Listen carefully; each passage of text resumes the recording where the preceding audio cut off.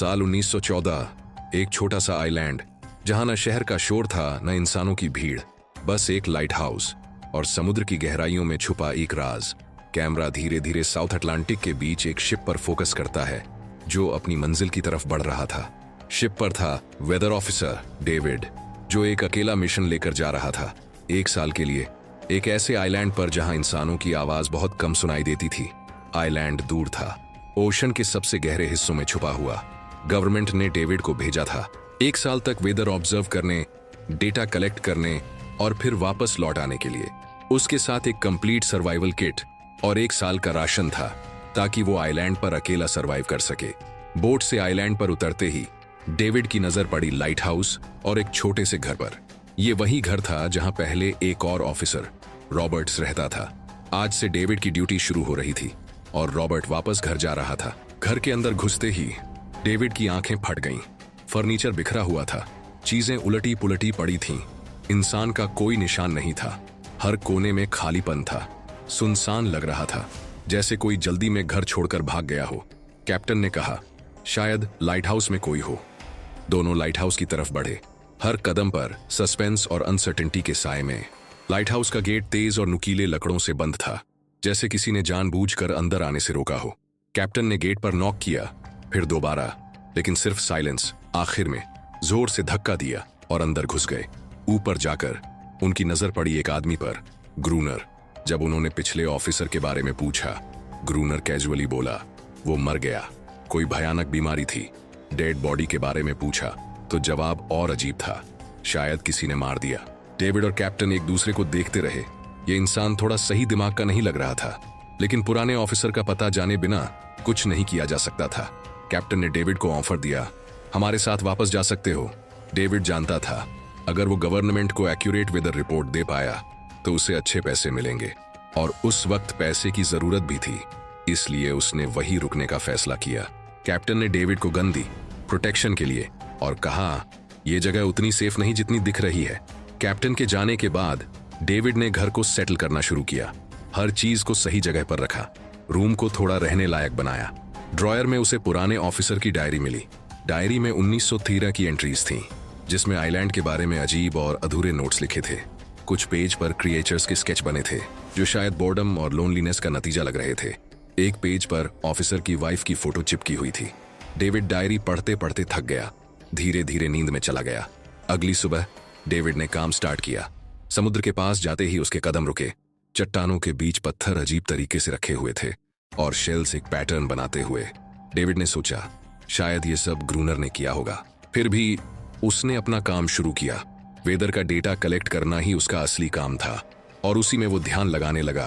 बिनोकुलर्स से light house की तरफ देखा तो ग्रूनर के साथ एक और शख्स नजर आया।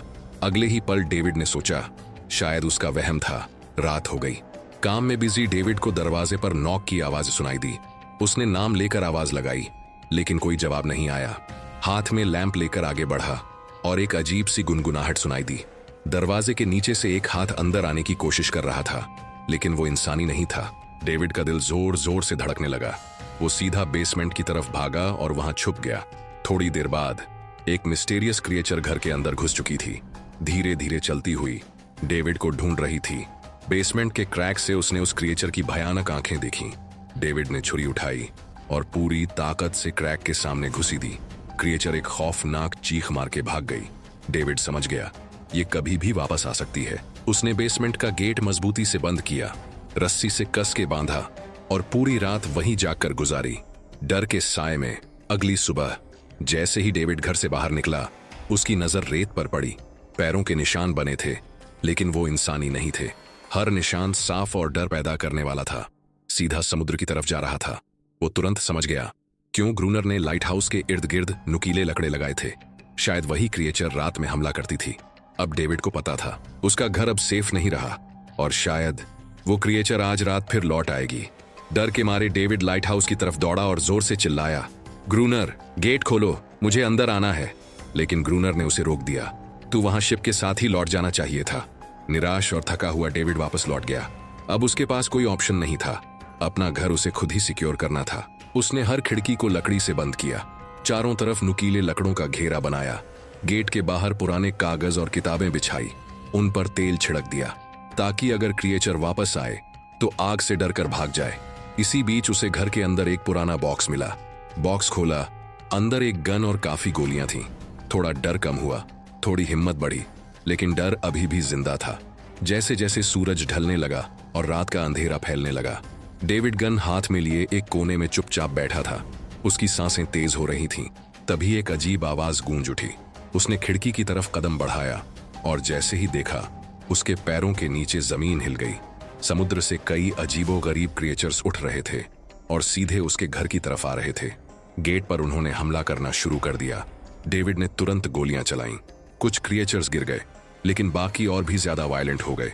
जैसे जैसे उनकी तादाद बढ़ रही थी, डेविड ने बिना देरी किए गेट के बाहर रखे कागज और किताबों में आग लगा दी। आग देखकर क्रिएचर्स डर के मारे समुद्र की तरफ लौट गए, लेकिन अब आग घर तक फैल चुकी थी।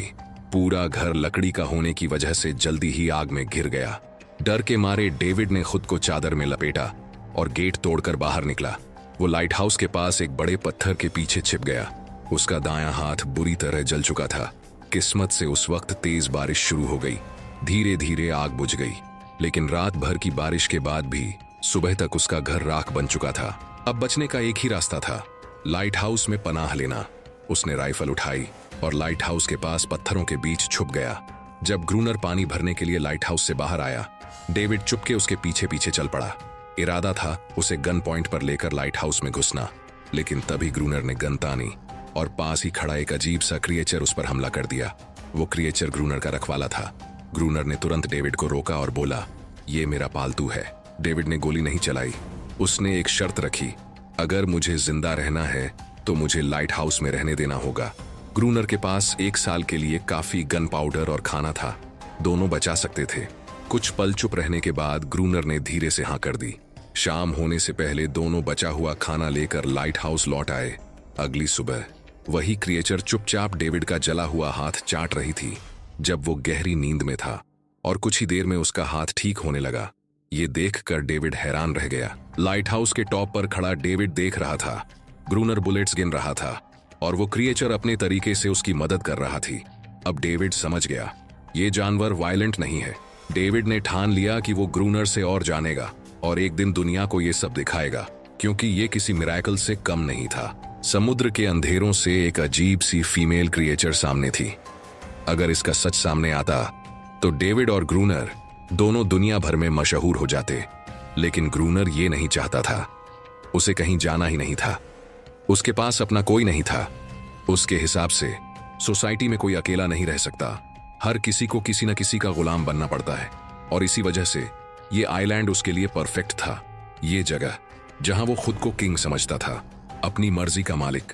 उसने आइलैंड के कई हिस्सों में लिखा था, ग्रूनर इज किंग। फीमेल क्रिएचर कैसे उसकी पालतू बन गई?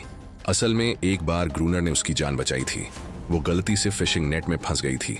तब वो छोटी थी और उस दिन के बाद से ग्रूनर के साथ ही रह गई।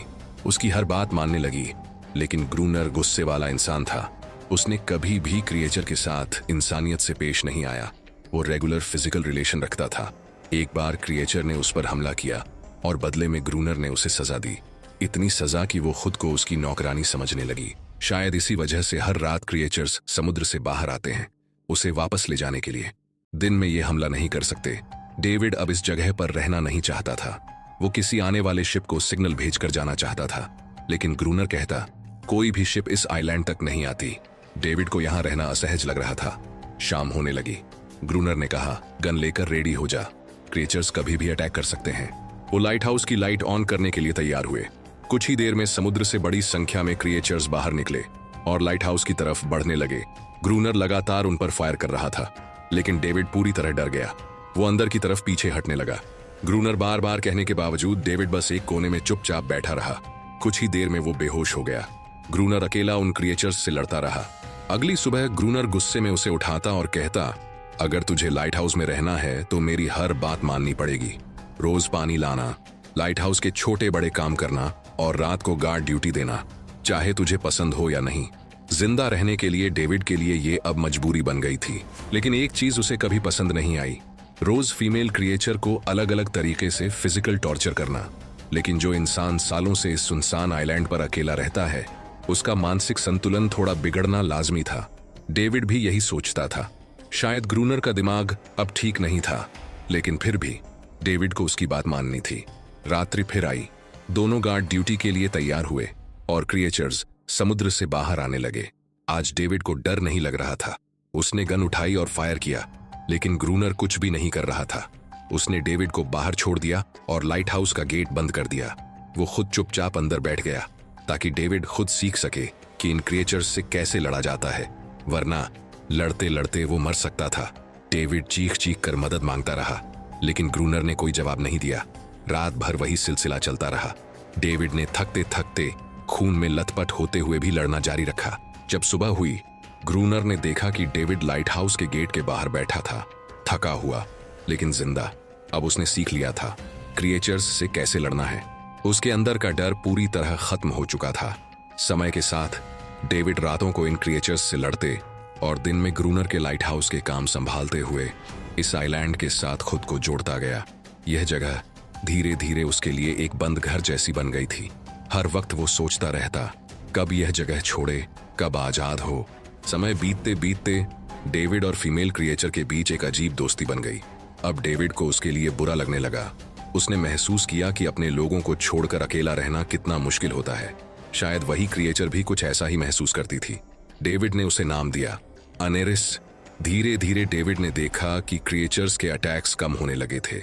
उसने सोचा शायद सर्दी के दिनों में वो कहीं और चले जाते हैं, या शायद उन्हें समझ आ गया था कि इन दोनों से लड़कर कुछ हासिल नहीं होगा। लेकिन ग्रूनर ने साफ कर दिया, नहीं, वो फिर से अटैक करेंगे। अब ये अपने आप को रिप्रोड्यूस कर रहे हैं, उनकी संख्या बढ़ रही है। कुछ और दिन ऐसे ही बीत गए। एक रात डिनर के बाद ग्रूनर और डेविड ने समय बिताने के लिए शतरंज खेलना शुरू किया। खेल में इतने उलझे कि वो लाइट हाउस की लाइट ऑन करना भूल गए। अंधेरे का फायदा उठाकर क्रिएचर्स ने अटैक कर दिया। डेविड ने देखा वो अब रिप्रोड्यूस कर चुके हैं। उनकी संख्या इतनी ज्यादा थी कि दो लोग मिलकर भी लंबी देर तक नहीं लड़ सकते थे। बुलेट्स भी लगभग खत्म हो चुकी थीं। किस्मत से दोनों बख्त बख्त लाइट हाउस के टॉप तक पहुंच गए, लेकिन इस बीच ग्रूनर के पैर में गहरी चोट लगी। क्रिएचर्स लाइट हाउस में घुसने की कोशिश कर रहे थे और कहीं भी बचने का रास्ता नजर नहीं आ रहा था। दोनों ने हार मान ली, लेकिन जैसे ही सूरज धीरे धीरे उभरा, क्रिएचर्स समुद्र में लौट गए। अनेरिस ने चुपचाप ग्रूनर के जख्म को ठीक करने की कोशिश की। डेविड समझ चुका था यह लड़ाई वो क्रिएचर्स के खिलाफ अकेला नहीं जीत सकता। बुलेट्स भी खत्म हो रही थीं और उनके पास पर्याप्त खाना भी नहीं था। अगले दिन खुशनसीबी से डेविड लाइट हाउस के बाहर घूमते हुए समुद्र में एक शिप देखता है। वो जल्दी से फ्लेयर गन लाता और शिप को सिग्नल देता है, लेकिन ग्रूनर उसे रोक देता है। वो नहीं चाहता कि डेविड यहां से जाए। इसी बीच अनेरिस अचानक ग्रूनर पर अटैक कर देती है। वो डेविड को ग्रूनर से बचाना चाहती थी। ग्रूनर किसी को भी इस आइलैंड से जाने नहीं देना चाहता। यह उसकी दुनिया है जहां वो किंग की तरह रहता है, और अनेरिस उसकी सर्वेंट है जो उसकी हर बात मानती है। इतना समय अकेला रहने के बाद अब उसके पास कोई था जिससे वो बात कर सकता था। धीरे धीरे वो शिप डेविड की आंखों के सामने समुद्र में गायब हो गया। अब डेविड के पास कुछ भी करने को नहीं था। ऐसे ही कुछ और दिन बीत गए। ग्रूनर अब भी डेविड और अनेरिस दोनों के साथ बुरा बर्ताव कर रहा था, लेकिन खास तौर पर अनेरिस पर वो अपनी क्रूरता दिखाता, और यह डेविड को बिल्कुल पसंद नहीं था। एक दिन डेविड ने अनेरिस के लिए एक छोटी सी टॉय बोट बनाई, व्हेल की हड्डियों से। उसने सोचा शायद इससे उसका मन हल्का हो जाए। जब अनेरिस ने वह बोट देखी तो वो डेविड को आइलैंड के एक कोने में ले गई, जहां असल में एक रियल बोट छुपी हुई थी। डेविड ने उस बोट के बारे में ग्रूनर से पूछा। ग्रूनर ने बिंदास अंदाज में कहा, हाँ, मुझे पहले से पता था उस हिस्से में बोट है। कुछ महीने पहले एक आर्म्स स्मगलिंग शिप जो बहुत सारा गोला बारूद ले जा रही थी, तूफान की वजह से इसी आइलैंड के पास डूब गई थी। कुछ लोग बोट के जरिए जिंदा पहुंच तो गए, लेकिन सुबह तक कोई भी बचा नहीं। सब उस क्रिएचर का शिकार बन गए। डेविड ने तुरंत एक प्लान बनाया। उनके पास डाइविंग सूट जैसा कुछ था। अगर कोई उस सूट को पहनकर समुद्र में डाइव करे तो शायद वो डायनामाइट या बुलेट्स ढूंढ सके, जिससे क्रिएचर्स से लड़ना आसान हो जाए। लेकिन ग्रूनर ने सीधा मना कर दिया। वो समुद्र के पास भी नहीं जाना चाहता था। डेविड ने अपनी जान की परवाह किए बिना तैयारी कर ली। कुछ और दिन ऐसे ही बीत गए। धीरे धीरे डेविड और अनेरिस के बीच एक गहरा रिश्ता बन गया। वो उसे पसंद करने लगा। ग्रूनर यह सब चुपके से देख रहा था।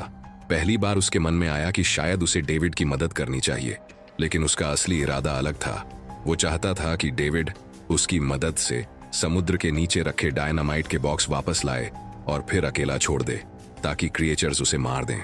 इस तरह डायनामाइट उसके पास आ जाएगा और अनेरिस फिर से उसकी गुलाम बन जाएगी।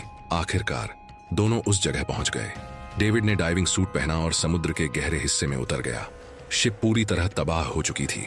किस्मत से उन्हें कुछ डायनामाइट के बॉक्स मिल गए, लेकिन तभी सामने आ गए वही क्रिएचर्स। डेविड घबरा गया और गिर पड़ा। आयरन डाइविंग सूट भारी था, वो हिल भी नहीं पा रहा था। वो ग्रूनर को सिग्नल भी नहीं भेज पाया। ग्रूनर सोचने लगा कि शायद क्रिएचर्स ने डेविड को मार दिया। असल में वहां सिर्फ 2 छोटे क्रिएचर्स थे। डेविड ने पानी के अंदर प्रेशर बनाया और अपना डाइविंग सूट वहीं छोड़ दिया। खुद तैरकर सतह तक आ गया। उन्होंने पुरानी बॉक्सेस में से डायनामाइट निकाल ली।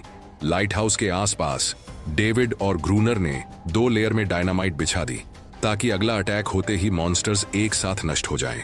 कुछ महीने बीत गए और बर्फ गिरने लगी, लेकिन क्रिएचर्स गायब हो चुके थे।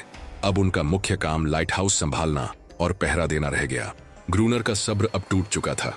शायद अनेरिस ने डायनामाइट के प्लान के बारे में बता दिया था। अब वो क्रिएचर्स पर गुस्से में अटैक कर रहा था और अनेरिस को पीट रहा था। डेविड ने बीच में आकर उसे रोका। फिर दोनों ने मिलकर एक नया प्लान बनाया।